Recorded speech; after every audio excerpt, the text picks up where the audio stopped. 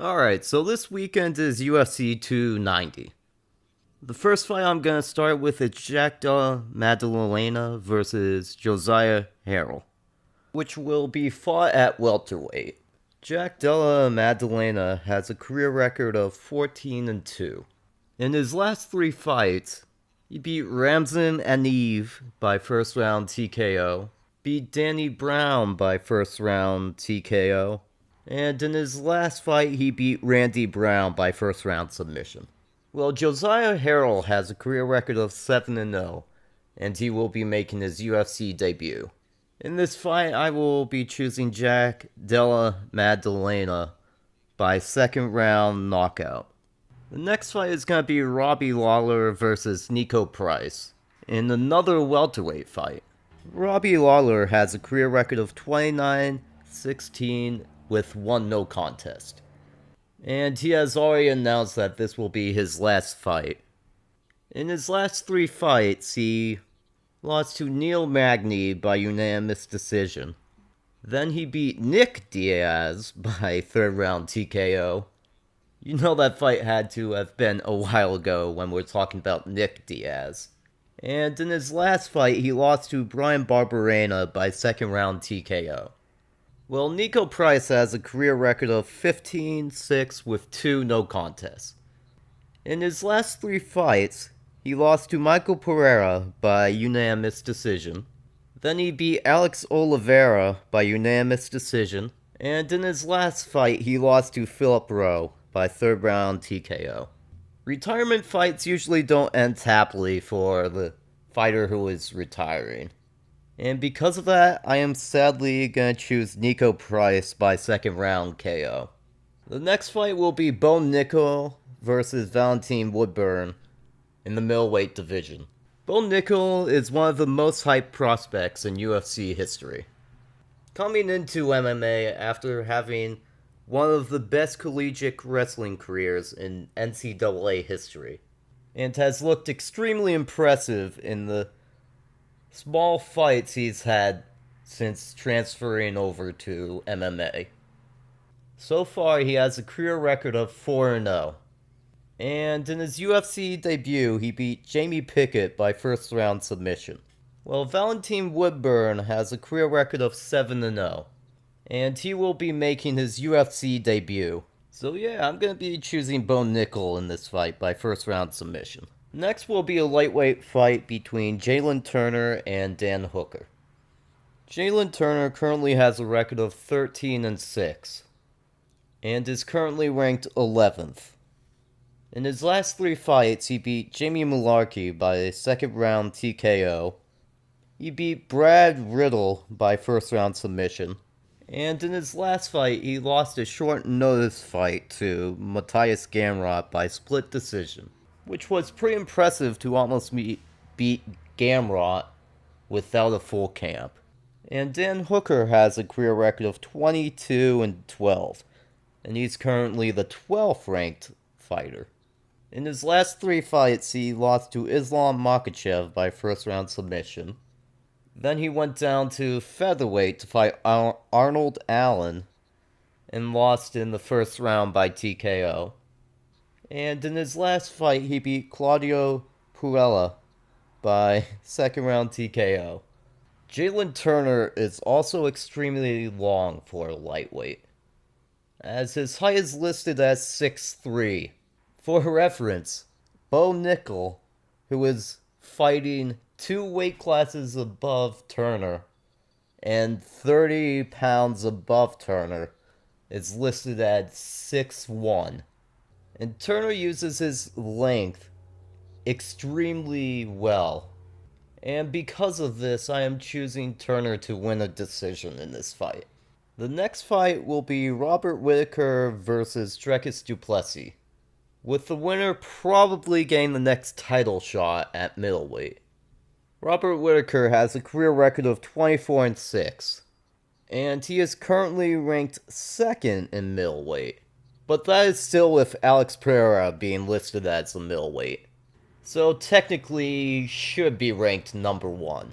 And in his last three fights, he beat Kelvin Gastelum by unanimous decision, Then he lost his rematch to Israel Adesanya by unanimous decision for the middleweight title. And in his last fight, he beat Marvin Vettori by a unanimous decision. Well, Dricus du Plessis has a career record of 19-2 and is currently ranked 5th. But if you want to take out Alex Pereira, he's currently ranked 4th. In his last 3 fights, he beat Brad Tavares by unanimous decision. Then he beat Darren Till by 3rd round submission.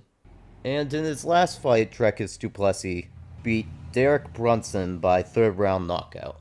Now, I'm going to predict that this fight will mostly be Robert Whittaker dominating Dricus until late in the 3rd, where Dricus lands a punch that turns it around, and Dricus du Plessis will eventually win by knockout.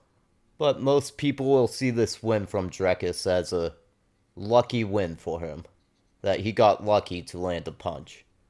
That's how I predict the Dricus du Plessis and Robert Whittaker fight will end. The co-main event will be Brandon Moreno versus Alex Pantoja for the flyweight title. Brandon Moreno has a career record of 21-6 with 2 draws. Moreno is coming off, what would you call it, a quintrilogy series between Deiveson Figueiredo in his last couple fights, as he lost to him by unanimous decision for the flyweight title in their 3rd fight. Then he beat Kai Kara France for the interim fight by 3rd round TKO. And in his last fight, he beat Deiveson Figueiredo by 3rd round TKO to become the undisputed flyweight champion, and to put an end to probably the greatest rivalry in UFC history. And Pantoja has a career record of 25-5. In his last 3 fights, he beat Manuel Kape by unanimous decision.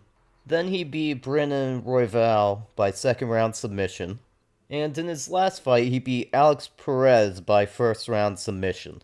These 2 fighters have fought before, when both were upcoming contenders. And Pantoja won that fight by unanimous decision. And these 2 also met during a season of The Ultimate Fighter, where Pantoja won that by a 2nd round submission. So The Ultimate Fighter does not count as an official fight. It is an exhibition match.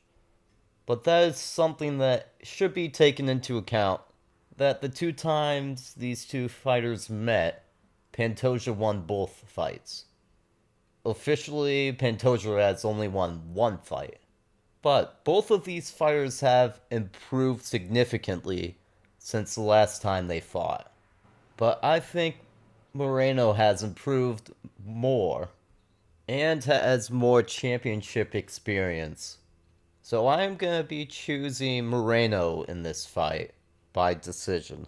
The main event will be Alexander Volkanovski versus Yair Rodriguez for the featherweight title. Volkanovski has a career record of 25-2. In his last 3 fights, he beat the Korean Zombie by 4th round TKO. Then he beat Max Holloway in their trilogy by dominant unanimous decision. And in his last fight, Volkanovski lost a chance to become double champ against Islam Makhachev by unanimous decision. But it was a very close fight that many thought Volk should have got the win. Now, I'm not going to comment on who I thought won the Volkanovski versus Makhachev fight, because as I was trying to watch that fight, my stream kept freezing. And I don't want to comment on a fight I didn't watch the entirety of. But there were many people that believe Volkanovski should have got the decision. As for Rodriguez, he has a career record of 15-3 with 1 no contest. And in his last 3 fights, he lost to Max Holloway by unanimous decision. He beat Brian Ortega by 1st round TKO, which happened when Ortega injured his shoulder. And in his last fight, he beat Josh Emmett for the interim title by 2nd round submission. And Volkanovski is currently the second ranked on the pound for pound list. Now, I love Volkanovski.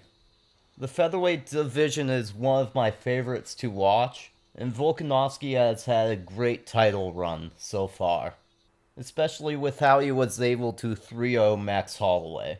And Volkanovski may have cemented himself as the greatest featherweight fighter of all time, as he has beaten really the only other two fighters that have been in that conversation for greatest featherweight fighter.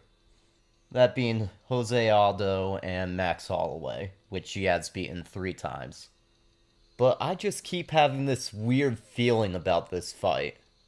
And I'm hoping I'm wrong about this, but I'm gonna pick Jair Rodriguez in this fight by 3rd round knockout. But that's just my thoughts on this card. Let me know what you think.